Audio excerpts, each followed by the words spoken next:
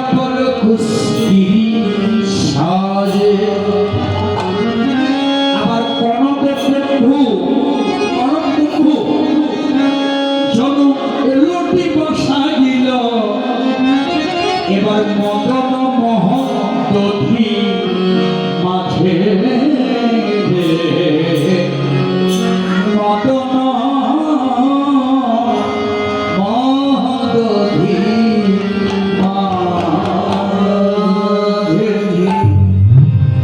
মদন মহদধি মানে কি?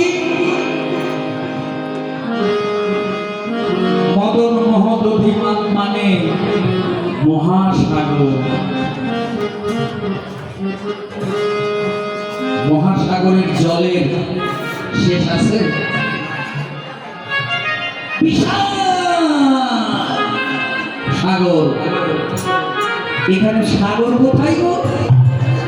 মহাজন কেন লিখলেন মদন মহদধি মাঝে? কনক কুম্ভ, কুম্ভ মানে কলস, আর কনক মানে হচ্ছে সোনা। যেন আজকে সোনার কলস ওই মহাসমুদ্রে যেন উপুর হয়ে যেন ওখানে ভেসে বেড়াচ্ছে। কি শোভা! মহাসমুদ্র হচ্ছে আমার গোবিন্দের নীল অঙ্গ।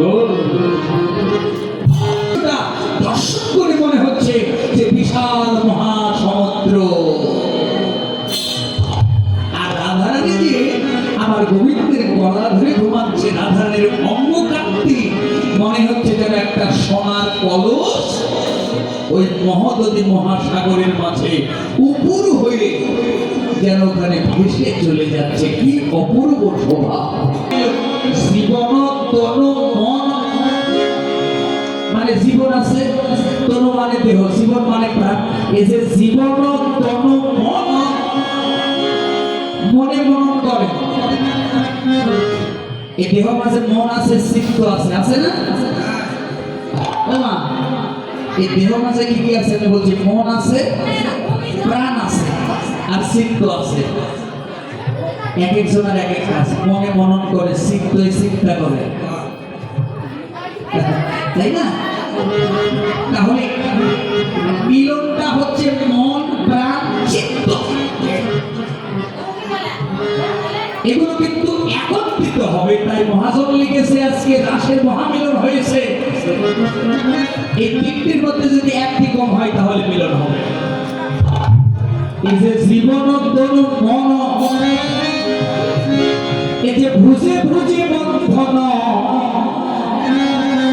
অধরহি অধর মিশাল। মানে কেমন করে মিলন হয়েছে? জীবন তনু মন, ভুজ মানে হাত, ভুজে ভুজে বন্ধন, আবার অধরহি অধর মিশাল। এদের বেরোল মৃণাল চারু শিখি চক্র চরণ বেরি চারু অরুণ সরহ। গোবিন্দ দাস বলে